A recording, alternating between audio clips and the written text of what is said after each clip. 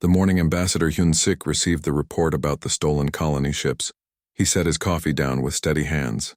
His assistant Ji-won watched him read through the document twice before speaking.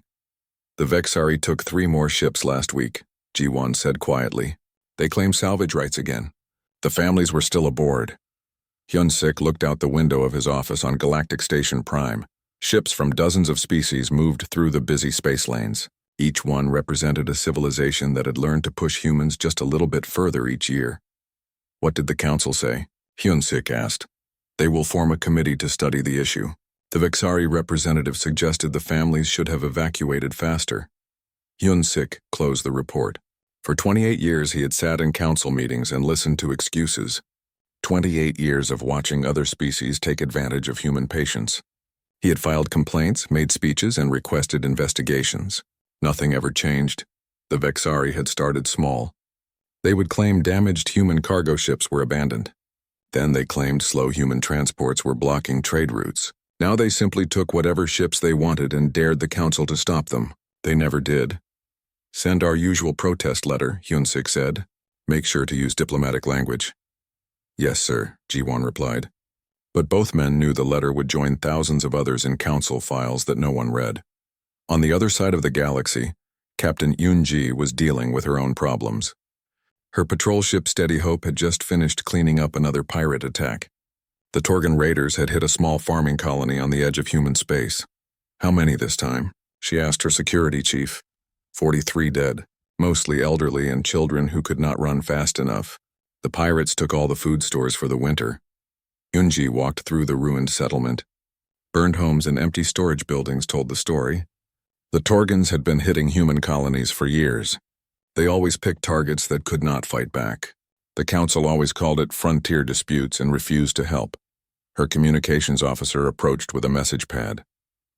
Ma'am, the colonists are asking if we can stay and protect them. You know we cannot, Yoon-ji replied. Our orders are to patrol the entire sector. We cannot guard every settlement. But ma'am, if we leave, the pirates will come back. Yoon-ji looked at the frightened faces of the surviving colonists.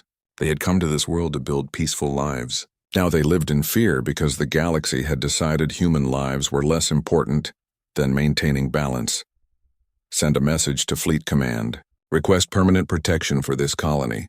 Ma'am, they have denied that request 17 times. Then we will ask 18 times. 3 systems away. Dr. So-young was working in her research lab on Kepler Station. Her team had developed new ways to grow food on harsh planets. The techniques could feed billions of hungry people across the galaxy.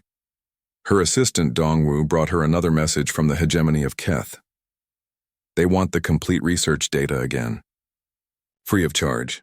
So-young did not look up from her work. What did they offer in return? Nothing. They say sharing knowledge is our duty as council members.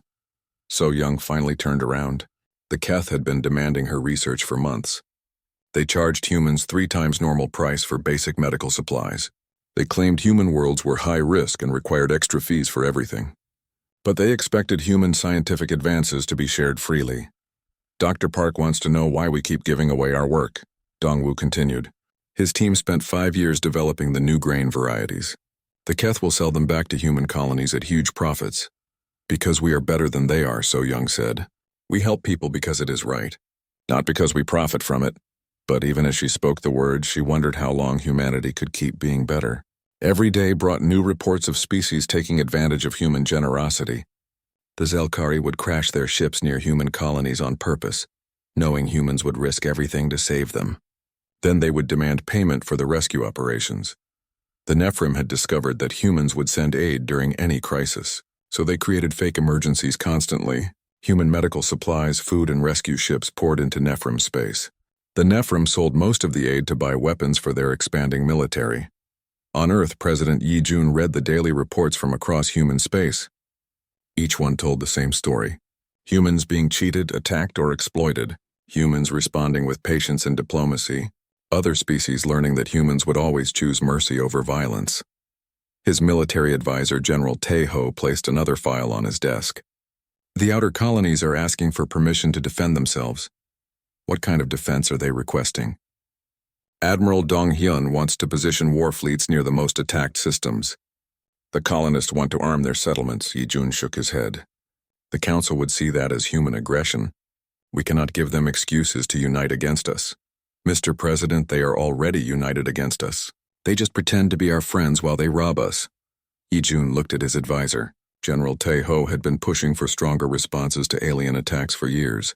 The military was tired of watching human civilians die while politicians made excuses. We are not like them, Yi-jun said. We do not solve problems with violence. But sir, our mercy is being seen as weakness. Every species in the galaxy thinks they can push us around because we never push back. That evening, Yi-jun walked through the memorial gardens in Seoul. Thousands of names were carved into the memorial walls. Human colonists killed in pirate raids, rescue workers who died saving alien crews, scientists whose research was stolen before they could patent it. Each name represented someone who had died because humanity chose to be better than the galaxy around them. But Yi-jun wondered if being better was worth watching his people suffer. On Proxima Colony, the plague was spreading faster than anyone had expected. Dr. Jin-ho worked around the clock trying to save lives. His daughter Min-jung had been one of the first victims. She had been only 12 years old. The colony had requested emergency medical supplies from the council. The Torgan hegemony controlled the nearest supply routes. They wanted payment up front and exclusive trading rights for 10 years. While human officials tried to negotiate better terms, more people died each day. Dr. Jin-ho looked at the latest casualty reports. 300 dead in the past week, most of them children and elderly people who could not fight off the disease. All of them could have been saved if the medicine arrived on time. His medical assistant Su-jin brought him another message. A human aid convoy is forming on Earth. Volunteer doctors and free medical supplies. They will be here in 6 days. 6 days, Dr. Jin-ho repeated. How many more will die in 6 days? Across human space, the same pattern repeated every day. Humans helped anyone who needed it. Humans shared their knowledge freely. Humans chose diplomacy over war, and other species learned to take advantage of that choice. The galaxy had become comfortable with human mercy. They expected it. They planned around it. They had forgotten that mercy was a choice, not a law of nature. But in the outer colonies, something was changing. Farmers buried their children and asked why their government would not protect them. Rescue workers watched alien ships flee after causing disasters, leaving humans to clean up the damage. Scientists saw their life work stolen and sold back to them at impossible prices. The mercy that had defined humanity for 30 years was beginning to crack, and when it finally broke, the galaxy would remember why Earth was called a death world. The medical convoy left Earth on a Monday morning. 15 ships filled with doctors, nurses, and enough medicine to save thousands of lives on Proxima Colony. Dr. Jin-ho had requested the emergency aid himself after watching his daughter die from the plague that was spreading across the colony. Captain Boram commanded. The lead transport ship Healing Light, she had volunteered for the mission along with her entire crew. They carried no weapons, only supplies marked with the red cross symbol that meant medical aid throughout the galaxy. 6 days to Proxima Colony, her navigator reported. We should arrive just as the plague reaches its peak infection rate. Dr. Lee Min-jun checked his medical supplies one more time. He had packed everything they might need. Antibiotics, surgical equipment, portable hospital units, and experimental treatments that might stop the plague from spreading further. This should be enough to save everyone who is still alive, he told Captain Boram, if we can get there in time. The convoy took the most direct route through space. They broadcast their medical status on all frequencies, so other ships would know they were carrying humanitarian aid. Attacking medical convoys was against galactic law. Every species had signed treaties protecting medical missions. The Torgan hegemony intercepted the convoy on Tuesday morning. Admiral Keshvor commanded the Torgan battle fleet that surrounded the human medical ships. His orders were simple. Destroy the convoy and claim it was carrying weapons to human colonies. The Torgans had been planning this attack for weeks. Human ships, you are carrying illegal weapons, Admiral Keshvor broadcast. Surrender for inspection or be destroyed. Captain Boram responded immediately. Torgan fleet, we are carrying medical supplies only. We have sick people dying on Proxima Colony. Please let us pass. All human ships are presumed to carry weapons. You will surrender or be destroyed. Dr. Lee Min-jun stood on the bridge of the Healing Light. He could see the Torgan warships surrounding them. Captain, we have medicine that could save 3,000 people. We cannot let them stop us, I know, Doctor. But we have no weapons to fight them. The first Torgan missiles struck the convoy's rear ships. The transport Mercy's hand exploded in a burst of fire and medical supplies. 23 doctors and nurses died in the first attack. Captain Boram tried to run. The medical ships were fast, but not faster than Torgan warships. One by one, the convoy ships were destroyed. The healing light was hit last. As the ship broke apart, Captain Boram sent one final message. Tell Earth what happened here. Tell them we died trying to save people. The attack was broadcast across the galaxy on the emergency medical frequency. Every species could watch the complete destruction of an unarmed humanitarian convoy. Council members saw Torgan ships destroying clearly marked hospital ships. They watched human doctors die while carrying medicine to save alien and human lives alike. The Galactic Council met in emergency session. Ambassador Hyun-sik sat in his usual chair and listened to species after species condemn the attack. The vote to punish the Torgan hegemony was unanimous among all council members, except humanity. The human delegation abstains from this vote, Ambassador Hyun-sik announced. The council chamber fell silent. In 30 years of membership, humanity had never abstained from a vote condemning violence. They had always been the first to call for justice and the strongest voices for peace. Ambassador Hyun-sik, the council speaker asked, does humanity not condemn this attack on medical personnel? Hyun-sik stood slowly. His voice was calm, but every word carried weight. Humanity has spent 30 years condemning attacks on innocent people. We have filed protests, requested investigations, and called for justice. Nothing has changed. Today we choose a different response. What response will humanity make? The speaker asked. That information is classified. Ambassador Hyun-sik walked out of the council chamber. For the first time in 3 decades, humanity would not seek justice through words and committees. On Earth, President Yi-jun addressed the planet from his office. His speech was broadcast on all human frequencies and transmitted to every human colony across the galaxy. My fellow humans, today we learned that mercy has limits. For 30 years we have chosen peace over war. We have chosen forgiveness over revenge. We have chosen to help others even when they hurt us in return. President Yi-jun paused and looked directly into the camera. Today we choose differently. Today we remember that before we learned to be kind, we learned to survive. Before we chose mercy, we chose strength. The galaxy has forgotten what humans are capable of when we stop choosing to be gentle.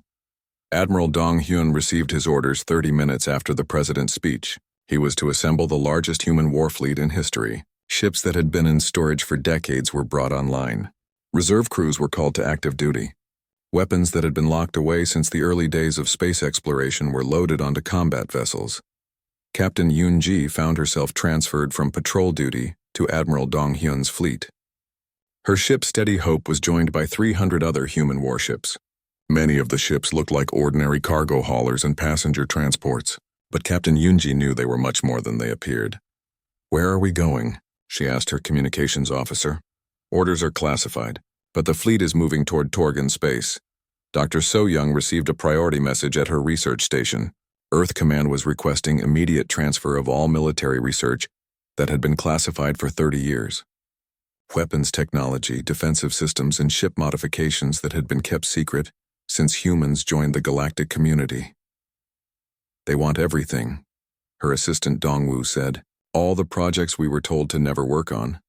Then we give them everything, Dr. So-young replied. Apparently the time for keeping secrets is over. Engineer Sung-min worked around the clock modifying civilian ships for combat. His cargo hauler Dancing Star had been carrying grain and medical supplies for years. Now he was installing weapon systems that had been designed decades ago but never built. This feels wrong, his coworker said. We are peaceful people. We do not build weapons of war. The galaxy made us remember we are more than peaceful people, Sung-min replied. We are also the children of Earth, and Earth has never been a gentle world. The modification took 3 days. When Sung-min finished, the Dancing Star looked exactly like a civilian cargo ship. But hidden inside its cargo holds were weapons capable of destroying battleships. Across human space, similar modifications were being made to thousands of ships. The galaxy had grown used to seeing human vessels as harmless transports and research ships. They had no idea that every human ship had been designed to transform into a weapon of war. General Tae-ho stood in the war room on Earth, and watched reports come in from across human territory. Military production facilities that had been idle for 30 years were running at full capacity. Soldiers who had trained for decades without seeing combat were finally being deployed. "How long until we are ready?" President Yijun asked. "The fleet will be in position within the week," General Tejo replied. "All human colonies have been placed under military protection. Our defensive systems are online for the first time since we joined the Council. And the other species? They have no idea what is coming. They still think we are the same peaceful humans they have been pushing around for 30 years. President Yijun nodded. The galaxy was about to learn that human mercy had always been a choice, and that choice was ending. Dr. Jin Ho stood in the ruins of the medical center on Proxima Colony. The plague had killed 4,000 people while the relief convoy was being destroyed. His daughter Min Jung was buried in the colony cemetery along with hundreds of other victims who could have been saved. The medicine would have arrived yesterday, he told the colony administrator. Everyone who died in the past 6 days could still be alive. What happens now? The administrator asked. Dr. Jin Ho looked up at the stars where human warships were gathering. Now the galaxy learns what happens when you kill the people trying to save lives. The first Torgan system died on a Thursday. Admiral Dong Hyun's fleet appeared at the edge of Keth Prime system without warning. The Torgan defense stations detected 300 human ships approaching their homeworld. Admiral Keshvor, who had destroyed the medical convoy, commanded the system's defenses. "Human fleet, you are entering Torgan sovereign space," Admiral Keshvor broadcast. "Turn back or face the consequences." Admiral Dong Hyun's response was simple. Consequences have arrived. The Torgan defense fleet moved to intercept the human ships. They had fought humans before in small skirmishes and border raids. Human ships were always defensive, always trying to minimize damage and protect civilians. The Torgans expected another limited engagement. Instead, they faced weapons they had never seen before. Captain Yunji watched from the bridge of the Steady Hope as human ships revealed their true nature. Cargo haulers opened hidden weapon bays. Passenger liners deployed shield generators powerful enough to protect battle fleets. Research vessels launched missiles that could crack moons in half. "Target the military installations only," Admiral Dong Hyun ordered. "Leave civilian areas untouched." The battle lasted 47 minutes. When it ended, the Torgan military presence in Keth Prime system had been completely destroyed. Their orbital defense stations were burning debris. Their warfleet was scattered atoms floating in space. Their weapons manufacturing plants were melted slag on the planet's surface, but the civilian cities were undamaged. The hospitals were still running. The schools were still standing. The Torgan people were alive and unharmed, but their military had ceased to exist. Admiral Keshvor found himself commanding a single damaged ship in a system where nothing could threaten human forces. His entire fleet had been destroyed by vessels that looked like harmless transports. How? He transmitted to Admiral Dong Hyun. "How did cargo ships destroy our battle fleet?" "You assumed mercy meant weakness," Admiral Dong Hyun replied. "You were wrong. Engineer Sung Min's cargo ship Dancing Star had single-handedly destroyed the Torgan fortress at Beta Reticuli. His modified hauler punched through armor that should have stopped battleship weapons. When Torgan analysts studied the wreckage later, they found weapon systems beyond their understanding. "Sir," Sung Min's engineer reported, "the fortress is completely destroyed. No survivors. Any civilian casualties?" "None. The fortress was a military target only." Sung Min nodded. Humans were still trying to minimize innocent deaths even while demonstrating their true capabilities. But the galaxy was learning that human precision could be more terrifying than human brutality. The news of Keth Prime's fall spread across the galaxy in hours. Species that had grown comfortable pushing humans around suddenly realized they had been provoking something far more dangerous than they understood. On Galactic Station Prime, Ambassador Hyun-sik received dozens of urgent requests for meetings. The Vexari wanted to discuss misunderstandings about stolen colony ships. The Nephrim offered to return borrowed human aid supplies.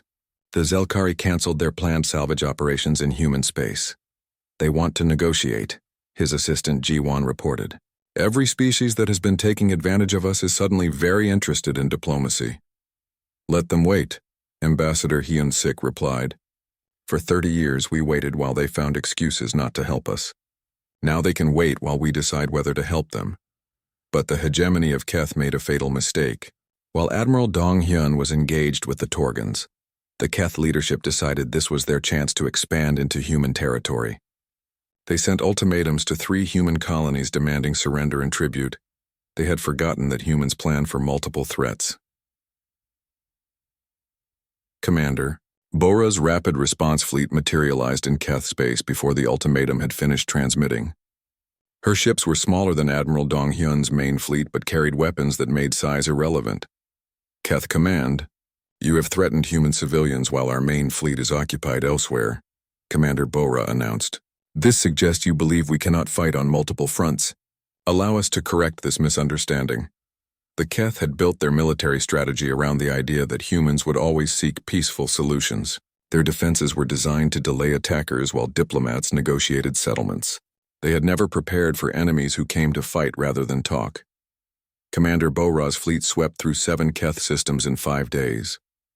Like Admiral Dong Hyun, she targeted only military assets. Keth armies found their weapons destroyed, their supply lines cut, and their command centers reduced to rubble. But Keth civilians watched the battles from their homes, unharmed but terrified. The precision of human attack sent a clear message. Humans could have killed billions but chose not to. They were demonstrating restraint even while showing overwhelming force. This surgical violence was somehow more frightening than total destruction would have been. Dr. So Young's research station became a symbol of the new reality. When Vexari ships arrived to requisition her agricultural research, they found the station defended by automated systems that had been dormant for 30 years. Vexari vessels, you are approaching a human research facility, the station's defense computer announced. State your business or withdraw immediately. Are here to collect research data. As agreed in Council Resolution 2847, the Vexari commander replied. Resolution 2847 was based on voluntary cooperation. Cooperation has ended. You have 10 seconds to withdraw or face defensive measures. The Vexari commander laughed. Your research station cannot threaten our battle cruiser. The defense systems that Dr. So Young had installed years ago finally activated. Weapons that had been hidden inside ordinary-looking laboratory equipment emerged and targeted the Vexari ships. The resulting battle lasted 4 minutes. No Vexari vessels survived to report what they had encountered.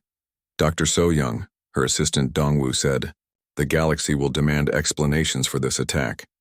Then they can send diplomats instead of thieves next time, she replied. My research is no longer free. Anyone who wants it can negotiate fair terms or do without. The transformation was happening across human space. Colonies that had endured years of raids suddenly had defense systems that made them nearly invincible. Trade routes that had been vulnerable to piracy became death traps for raiders. Human mercy remained available, but only for those who approached with respect rather than demands. Colonel Jae-won's defense of the Tau Ceti colony became legendary throughout human space. When Nephilim enforcers arrived to collect their usual taxes, they found the colony defended by humans who fought like their ancestors on ancient Earth. The Nephilim had grown used to humans who would rather pay tribute than fight. They sent their usual force of intimidating warships and expected the colonists to surrender quickly. Instead, they found themselves facing defensive strategies that seemed impossible. How are they doing this? The Nephilim commander asked his tactical officer. Our ships outnumber their defenders 10 to 1, but we cannot get close to the colony. Sir, they appear to be using the asteroid field as a weapon. They are redirecting asteroids to block our approach routes and using mining charges to create explosive barriers. Colonel Jae-won had spent 20 years studying military history from Earth.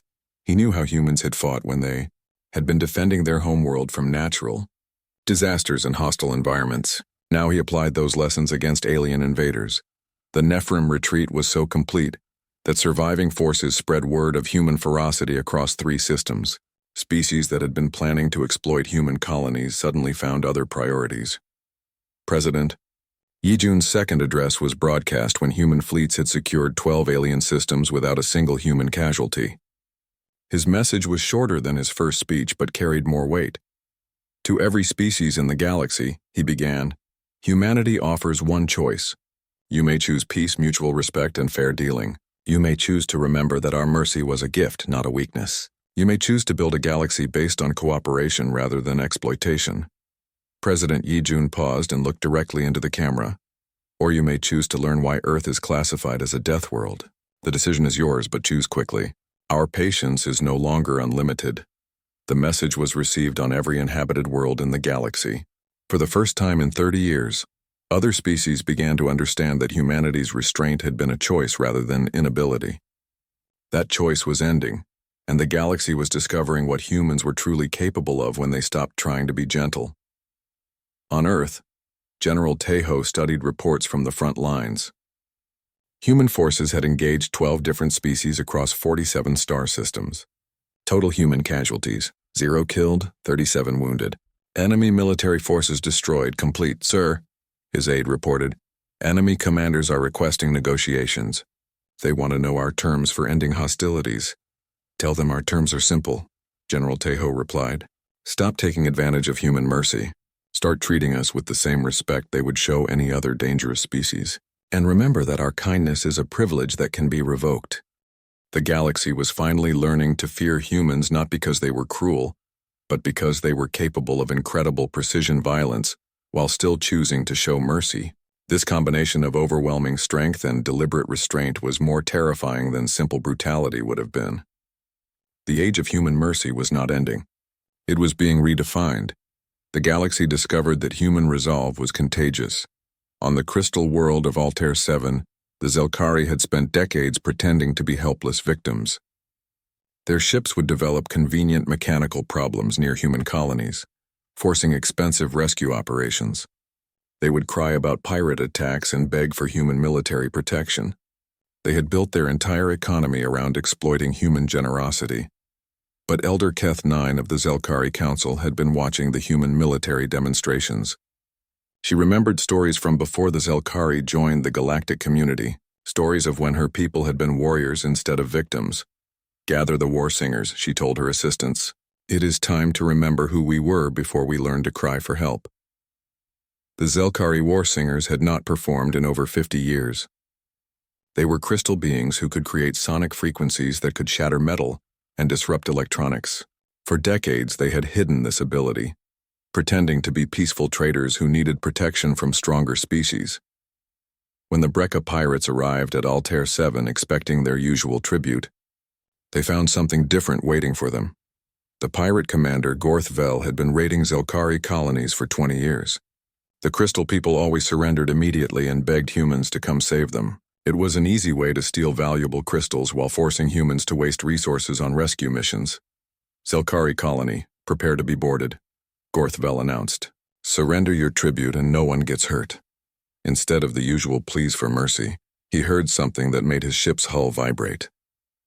The war singers of Altair 7 were performing their battle songs for the first time in 2 generations.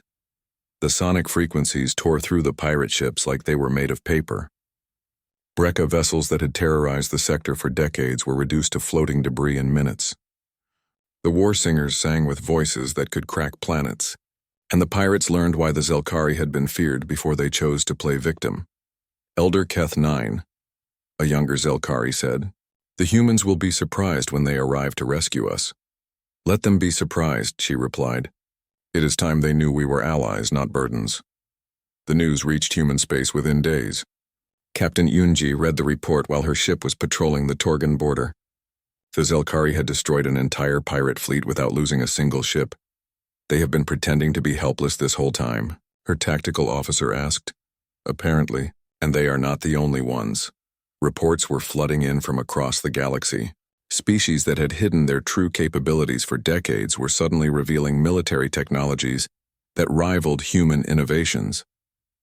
The gentle healers of Meridian unveiled combat modifications they had developed centuries ago. The peaceful gardener caste of Proxima revealed that their agricultural ships could be converted into weapons platforms in hours. The galaxy had been full of hidden warriors pretending to be harmless civilians. Humanity's example had given them permission to stop pretending. Dr. So Young received a priority communication from the healer caste while she was upgrading her station's defenses. The message was from Healer Prime Velthar, the leader of Meridian's medical community. "Dr. So Young, we have watched humans choose strength over endless patience. We wish to learn from your example."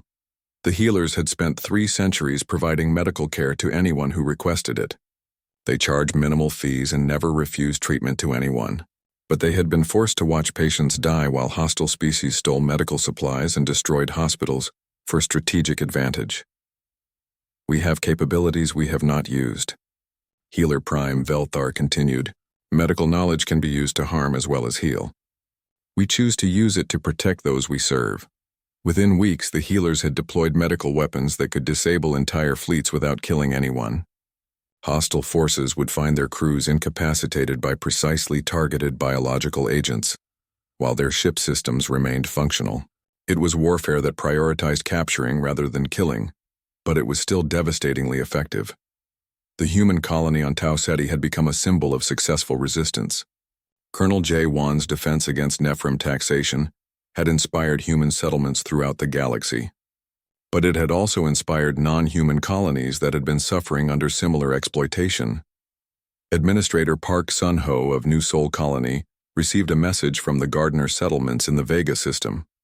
The Gardeners had been paying tribute to Brekka pirates for 40 years while pretending they had no choice. We have studied your defense strategies, the message read. We request permission to adapt your methods to our situation. Colonel J. Wan personally traveled to the Vega system to help the Gardeners prepare their defenses. What he found surprised him. You have been living in underground cities this entire time? He asked Elder Rootdeep, the Gardener leader. We told the pirates we live in simple agricultural communities on the surface. They never looked below ground. Our real cities have defenses that could repel any invasion. The Gardeners had spent decades building elaborate underground civilizations while maintaining simple farms on planetary surfaces. The pirates had been stealing crops and demanding tribute from what they thought were primitive agricultural settlements. They had no idea they were threatening one of the most advanced civilizations in the galaxy. Why did you never fight back? Colonel J. Wan asked. Because we believed civilized beings should solve problems peacefully. But you have shown us that some problems cannot be solved with words. When Brekka pirates next arrived at the Gardener colonies, they found the surface farms abandoned. Following standard procedure, they sent landing parties to investigate. The landing parties disappeared into underground tunnel systems that led to cities the pirates never knew existed. The pirates never emerged from those tunnels. The Gardeners had learned to adapt their agricultural expertise to defensive warfare. What they did to intruders in their underground cities became legendary throughout pirate communities. President Yi Jun received reports of the spreading resistance movement during his daily military briefing. Species across the galaxy were revealing hidden strengths and fighting back against decades of exploitation. This is what we hoped would happen, General Tejo reported. Our example is inspiring other species to remember their own power. Are we prepared for the consequences? President Yi Jun asked. A galaxy full of newly militant species could become very dangerous very quickly. Sir, the species that are fighting back are the ones that were being victimized. The aggressors are the ones running scared. This is making the galaxy safer, not more dangerous. Engineer Sungmin had been working with Zelkari technicians to upgrade his ship's capabilities.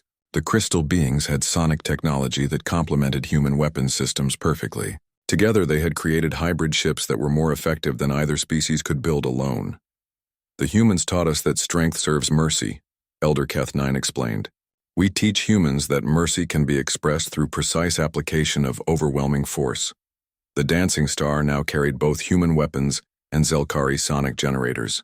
It looked like an ordinary cargo hauler, but could disable entire fleets while leaving crew members alive and unharmed. It was the perfect expression of merciful strength. Dr. Jin Ho had left Proxima Colony to work with the medical relief efforts on worlds affected by the recent fighting. But instead of treating human casualties, he found himself working alongside Healer Prime Velthar to develop better non-lethal weapons. Your daughter's death was not meaningless, Velthar told him. It sparked changes that will save millions of lives across the galaxy. How can violence save lives? Dr. Jin Ho asked. Because precise violence prevents massive violence. When predators know their prey can fight back, they choose different prey. When bullies know victims have protectors, they find other targets. Your people have shown the galaxy that mercy requires strength to be effective. The transformation was visible in council meetings. Ambassador Hyun-sik sat in chambers where species that had been silent for decades were suddenly vocal about their interests and capabilities. Votes that would have been easy victories for aggressive species were now closely contested battles. The Vexari Trade Consortium found their usual tactics failing completely. When they tried to claim salvage rights on damaged ships, the ship owners fought back with previously unknown weapons. When they attempted to impose unfair trade agreements, their targets simply refused and offered alternatives. "We cannot operate under these new conditions," Vexari trade leader Zek Moth complained to the council. "Species that used to accept our terms are now making demands. Perhaps you should consider offering fair terms instead of exploitative ones," Ambassador Hyun-sik suggested. "But fair terms are not profitable. Then perhaps your business model needs to change." The old galaxy had been built on the idea that some species were naturally weak and others were naturally strong. The weak would provide resources and labor, while the strong would provide protection and leadership. It had been a stable system based on everyone accepting their assigned role, but humans had shattered that illusion. They had shown that apparent weakness was often disguised strength, and that mercy was a choice rather than inability. Other species were learning the same lesson and applying it to their own situations. The Nephrim Empire discovered this when they tried to collect their usual tribute from the healer worlds of Meridian. Instead of defenseless medical colonies, they found themselves facing facilities that could disable their entire fleet with precisely targeted biological weapons. "This is not possible," Nephrim Commander Jekwar transmitted as his crew fell unconscious at their stations. "Medical facilities do not have military capabilities. Medical knowledge includes understanding how biological systems can be disrupted," Healer Prime Velthar replied. "We choose to use that knowledge defensively. Your crew will wake up in several hours with no permanent damage. Please use that time to reconsider your approach to interspecies relations." The galaxy was learning that the age of easy exploitation was ending. Species that had survived by being predators were discovering that their prey had learned to fight back. Species that had survived by being victims were remembering how to be warriors. And at the center of it all, humanity continued to offer the same choice they had always offered: peace, cooperation, and mutual respect for those willing to give the same in return. The only difference was that now everyone understood the alternative. The Galactic Council convened an emergency session as human fleets approached the core worlds. For the first time in galactic history, the council chambers had military escorts from every member species. Everyone expected violence. Council Speaker Prime Tel of the Vorthak called the session to order with trembling tentacles. The Vorthak had been mediators for centuries, but they had never faced a situation where their most peaceful member had become their most dangerous threat. "The Council recognizes humanity's right to address recent events," Prime Tel announced. "Ambassador Hyun-sik, the floor is yours." Ambassador Hyun-sik walked to the speaking platform slowly. His movements were calm and measured, but every species in the chamber could feel the weight of human fleets positioning themselves just outside the core systems. Admiral Dong Hyun's ships waited in formation, neither advancing nor retreating. "Honored council members," Hyun-sik began, "humanity stands accused of unprovoked aggression against peaceful species. We are told we have violated galactic law by defending ourselves against decades of attacks, theft, and exploitation." He activated a holographic display that filled the chamber with images and data. 30 years of human diplomatic protests, thousands of requests for council intervention, millions of tons of stolen cargo, hundreds of thousands of human casualties from pirate raids and ignored emergencies. Every item in this display represents a time when humanity asked this council for justice. Every request was denied, delayed, or ignored.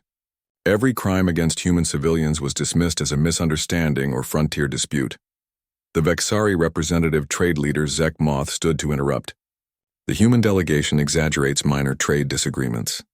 There was never any systematic, 'sit down,'" Ambassador Hyun-sik said quietly. The simple command carried such authority that Zek Moth dropped into his seat immediately. Other species in the chamber realized they had never heard a human give orders before. For 30 years, humanity had made requests and suggestions. Now they were issuing commands. "The Vexari Trade Consortium has stolen 847 human vessels over the past decade," Hyun-sik continued. "They claimed salvage rights on ships that were fully operational with living crews aboard. When we protested, this council formed committees to study the issue. The committees never reported their findings." He turned to the Torgan delegation.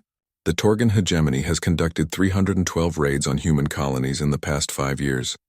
They killed 15,000 civilians, mostly children and elderly, who could not flee fast enough. When we requested military intervention, this council declared the raids to be internal security matters outside council jurisdiction. Admiral Torvek of the Torgan delegation tried to speak. Those raids were responses to human encroachment on traditional Torgan territory. You destroyed a medical convoy carrying supplies to save plague victims, Hyun-sik interrupted. You murdered doctors and nurses who were trying to help people. There is no justification for that crime. The chamber fell silent. Every species had watched the destruction of the medical convoy, but few had condemned it strongly. Most had been content to let humans absorb the loss and move on as they always did. For 30 years, humanity has asked for justice through this council, Hyun-sik continued. We have filed 23,847 formal complaints. We have requested 8,932 investigations. We have proposed 4,156 resolutions to address crimes against human civilians. Do you know how many of those requests resulted in meaningful action? He paused and let the silence stretch across the chamber. 0. The holographic display showed human colonies burning while council committees debated jurisdiction. It showed human rescue ships being attacked while transporting alien refugees. It showed human medical supplies being stolen and sold back to human colonies at inflated prices. This council taught us that words are meaningless without strength to back them. You showed us that justice only exists for species strong enough to enforce it. Today we have chosen to become strong enough to enforce justice for ourselves. Nephrim Prime Leader Vashtek stood nervously. The Nephrim Empire had built their expansion on human aid that they had never paid for. Surely humanity does not intend to abandon the principles of peaceful coexistence that have guided the galaxy for centuries. Ambassador Hyun-sik looked at the Nephrim delegation with the expression someone might use when examining an interesting insect. The Nephrim Empire has received 2.7 trillion credits worth of human aid over the past 20 years. Medical supplies, food shipments, disaster relief, and military protection. In return, you have charged humans triple rates for basic goods and services. You created fake emergencies to steal more aid while selling our supplies to fund military expansion. Those charges reflected the risk of doing business in human space. Vashtek replied weakly. Human space became risky because this council refused to stop pirates from attacking our settlements. You created the risks and then charged us for them. That practice ends today. The display shifted to show real-time images of human fleets holding position around major trade routes and council worlds. Hundreds of ships that looked like civilian transports but carried weapons capable of cracking planets. Humanity offers this council a choice, Hyun-sik announced. You can choose to remember that peaceful coexistence requires respect from all parties. You can choose to enforce justice equally regardless of species. You can choose to build a galaxy where mercy is valued rather than exploited. He paused and looked directly at each delegation in turn. Or you can choose to learn what happens when you mistake patience for weakness. The choice is yours, but choose quickly. Our patience is no longer unlimited. Council Speaker Primetel called for a recess.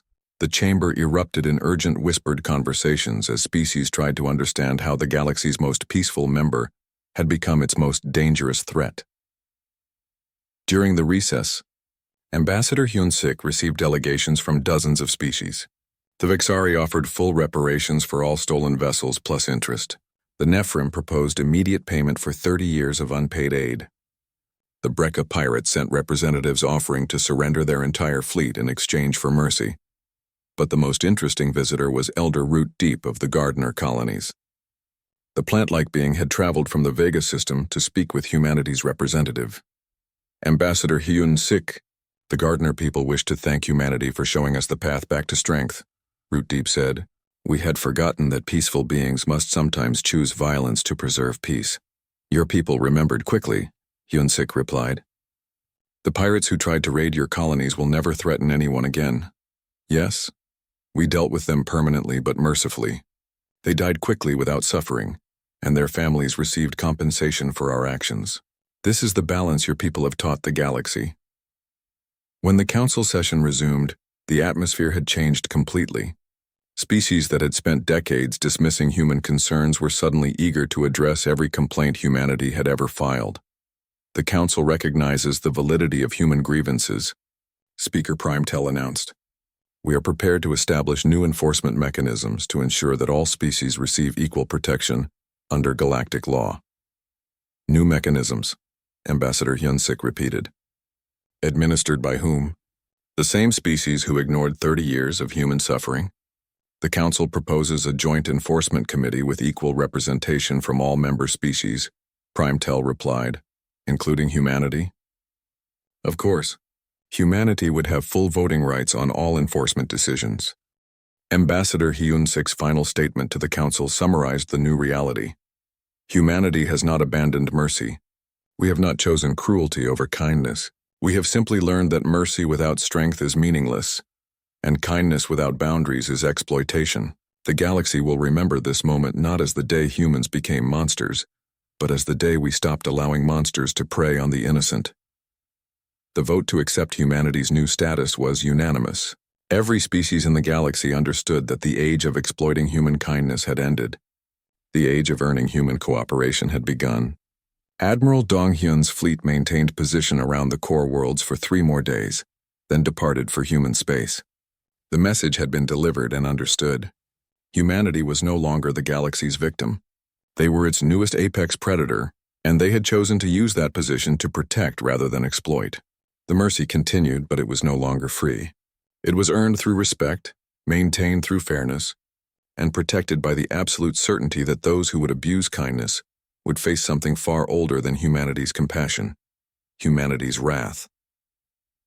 5 years after the Council reckoning, the galaxy had learned to live with the new reality. Human merchant vessels still carried grain and medicine to worlds in need, but they traveled with escorts that could level cities if threatened. Human scientists still shared their discoveries, but they charged fair prices and refused to work with species that had histories of exploitation. Ambassador Min-jun, who had replaced Hyun-sik after his predecessor retired to write military history, sat in the council chambers reviewing the morning's business. The agenda included trade disputes, territorial claims, and resource allocation requests, but no longer did it include ignored crimes against human civilians. The council recognizes the Zelkari petition for expanded trade agreements, Speaker Primetel announced. The Vorthak had learned to manage a galaxy where every species maintained meaningful military capabilities. Elder Keth 9 of the Zelkari approached the speaking platform. Her crystal body reflected light in patterns that indicated calm confidence, rather than the desperate pleading that had characterized her predecessors. The Zelkari Collective requests permission to establish joint research facilities with human scientists, she announced. We offer full technology sharing and equal partnership terms. Ambassador Min-jun reviewed the proposal quickly. The Zelkari had been reliable partners since they stopped pretending to be helpless victims. Their sonic technology combined with human engineering had produced remarkable innovations. Humanity accepts the Zelkari proposal, he announced. We look forward to continued cooperation between our species. The ease of the negotiation reflected how much had changed. Species that approached humans with respect and fair terms found them willing partners. Species that approached with demands and ultimatums found themselves facing politely worded refusals, backed by overwhelming force. Captain Boram commanded the merchant vessel, New Hope, on its regular supply run to the outer colonies. Her ship carried medical supplies, agricultural equipment, and educational materials for developing worlds. But unlike the old humanitarian convoys, her ship also carried weapons that could destroy battle fleets. Captain, her navigator reported, we are approaching the Proxima system. Dr. Jin Ho's medical facility is requesting permission to come aboard. Permission. Granted. Dr. Jin Ho is always welcome. Dr. Jin Ho had spent the past 5 years working with reformed pirate communities, helping them transition from raiding to legitimate trade. His daughter's death had sparked the transformation that ended an age of exploitation, but he had chosen to honor her memory by healing rather than seeking revenge. Captain Boram, thank you for the escort, Dr. Jin Ho said as he arrived on the bridge. The former Brekka raiders still have trouble believing that humans offer protection without demanding payment. They will learn, Captain Boram replied. Everyone learns eventually. The Brekka had been among the most vicious pirate communities in the galaxy. But when human fleets began hunting pirates with the same precision they had used against the Torgans, the survivors quickly discovered that surrender offered better prospects than continued raiding. Dr. Jinho, the communications officer, announced, "We are receiving a message from New Brecca Colony. They want to thank you for the medical supplies you provided during their plague outbreak." "Send my regards," Dr. Jinho replied. "Tell them the next supply shipment will arrive on schedule." The transformation of the Brecca from pirates to peaceful colonists had become a symbol of the new galaxy. Species that had survived through exploitation were learning to prosper through cooperation. The change was not always easy, but it was necessary.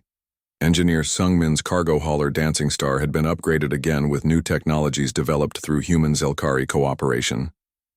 His ship could now disable hostile vessels without damaging their life support systems, allowing for capture rather than destruction of pirates and raiders. Engineer Sungmin, his communications officer, reported, "We are receiving a distress call from a Nephrim transport. They claim to be under attack by unknown raiders." Sungmin checked his sensors carefully. In the old days, Nephrim distress calls had usually been fake emergencies designed to steal human aid supplies. But this signal appeared genuine, and the Nephrim had been reliable partners since they stopped exploiting human generosity. "Set course for the Nephrim vessel," he ordered. "Prepare defensive systems in case this is an ambush, but assume they need genuine assistance until proven otherwise." The Dancing Star arrived to find a Nephrim transport being attacked by Vexari raiders. The Vexari had been slow to adapt to the new reality and still occasionally tried to steal cargo from species they considered weak. The battle was brief. Sungmin's hybrid weapons disabled the raider ships without killing their crews. The Vexari found themselves floating in space with functional life support, but no engines, weapons, or communications. They would survive, but they would also face justice. "Nephrim transport, this is the human vessel Dancing Star," Sungmin announced. "The raiders have been neutralized. Do you require further assistance?" "Dancing Star, this is Nephrim Captain Veltarin. We are grateful for your intervention. May we offer payment for your assistance?" "Payment is not necessary between allies," Sungmin replied. "We help each other because that is what civilized species do." The exchange reflected the new understanding that had emerged from humanity's moment of reckoning. Mutual assistance between respectful partners was freely given, but exploitation would be met with overwhelming force. President Hansol, who had succeeded Yi Jun, addressed the annual gathering of human colony administrators from his office on Earth. The speech was broadcast to every human settlement and simultaneously translated for alien audiences who had learned to pay attention to human policy announcements. "My fellow humans, 5 years ago we were forced to choose between endless patience and meaningful action. We chose action, and the galaxy is safer for everyone as a result." The statistics supported his statement. Piracy had dropped by 90% as raiders discovered that attacking merchant vessels might result in facing human warships. Trade disputes were resolved quickly as species learned that exploitative deals would be rejected. Medical emergencies received faster response as civilizations stopped creating fake crises to steal aid supplies. "We have not abandoned our principles," President Hansol continued. "We still believe in helping those who need assistance. We still share our knowledge with species who approach us respectfully. We still choose mercy over cruelty when mercy is possible." General Tai Ho, now Supreme Military Commander of Human Space, reviewed deployment reports in his office. Human fleets maintained defensive positions around colonies and trade routes, but they no longer needed to engage in combat operations. The mere knowledge of their presence was enough to deter most threats. "General," his aide reported, "the Torgan hegemony has requested permission to establish diplomatic relations with humanity. They offer full reparations for past crimes and propose mutual defense agreements." "What is our intelligence assessment of their sincerity?" General Tejo asked. "Complete. The Torgan military was so thoroughly destroyed that they have no choice but to pursue peaceful solutions. Their new leadership appears to genuinely understand that cooperation offers better prospects than conflict. Schedule preliminary negotiations, but maintain full military readiness until we are certain of their intentions." The Torgan request was typical of how former enemies approached humanity. The species that had once exploited human mercy now competed to demonstrate their reliability as partners. They had learned that human friendship was valuable, but it had to be earned through consistent, respectful behavior. Dr. So Young had expanded her research station into a major scientific complex that welcomed researchers from dozens of species. But access required fair partnership agreements and respect for intellectual property rights. The days of demanding free research were over. Dr. So Young, her assistant Dongwoo, reported, "We have completed the agricultural project with the Gardner colonies. Their new crop varieties should increase food production by 40% across 17 systems." Excellent. Make sure our Gardner partners receive full credit for their contributions. Shared success builds lasting friendships. The Gardner partnership had become a model for human cooperation with other species. Both sides contributed their expertise freely. Both sides shared in the benefits equally, and both sides respected the other's boundaries and interests. The memorial wall in Seoul had been expanded to include all human casualties from the era of exploitation, but it also included a new section honoring the alien civilians who had died, because their own governments failed to protect them from pirates and raiders. Human mercy extended beyond species boundaries. Ambassador Min Jun stood before the memorial during the annual remembrance ceremony. Representatives from dozens of species had come to honor the victims of the old galaxy's failures. "We remember those who died when mercy was seen as weakness," he announced to the gathered crowd. "We honor those who suffered when patience was mistaken for inability. And we celebrate those who live today in a galaxy where respect and cooperation have replaced exploitation and cruelty." Elder Root Deep of the Gardeners approached the memorial with a delegation of plant beings carrying flowering branches from their homeworld. The gesture had become traditional among species that had learned to value human friendship. "Ambassador Minjun, the Gardener people plant these flowers in memory of those who taught us to remember our strength," Root Deep announced. "May their sacrifice bloom into lasting peace." Similar ceremonies took place throughout the galaxy, as species that had once been victims or predators learned to be partners. The transformation had not been easy or complete, but it had changed the fundamental nature of galactic civilization. Captain Yunji, now Admiral Yunji commanding the Human Defense Fleet, watched the ceremonies from her flagship. Her ships maintained their positions around human space, ready to respond to threats but hoping never to be needed. "Admiral," her communications officer reported, "we are receiving messages from across the galaxy, species celebrating the anniversary of human military intervention and thanking us for creating a safer galaxy." "Send appropriate responses to all of them," Admiral Yunji replied. "Remember to emphasize that we prefer friendship to fear, but we will settle for respect if that is all they can manage." The messages flooding human communication networks came from species that had never interacted with humans directly. They had learned that the galaxy's apex predator chose to protect rather than exploit, and they were grateful for that choice. When young species joined the galactic community, they learned two fundamental truths from their first orientation sessions. First, that humans were generous allies, patient teachers, and reliable partners for any species that treated them with respect. Second, that humanity's mercy was a privilege that could be revoked by those who chose exploitation over cooperation. The galaxy had learned to distinguish between human kindness and human weakness. They were entirely different things. Kindness was offered freely to those who earned it through respectful behavior. Weakness was a delusion that had been shattered by the sight of human warships reducing military installations to scattered atoms. Every civilization remembers the moment Deathworlders decided to end their mercy. Not because mercy ended, but because the galaxy finally understood what mercy truly meant when offered by those strong enough to choose otherwise. The mercy continued, but it was no longer taken for granted. It was earned through mutual respect, reciprocated through fair dealing, and protected by the absolute certainty that those who would exploit kindness would face something far more ancient than humanity's compassion. The age of easy exploitation was over. The age of earned cooperation had begun, and the galaxy was safer for everyone because of it.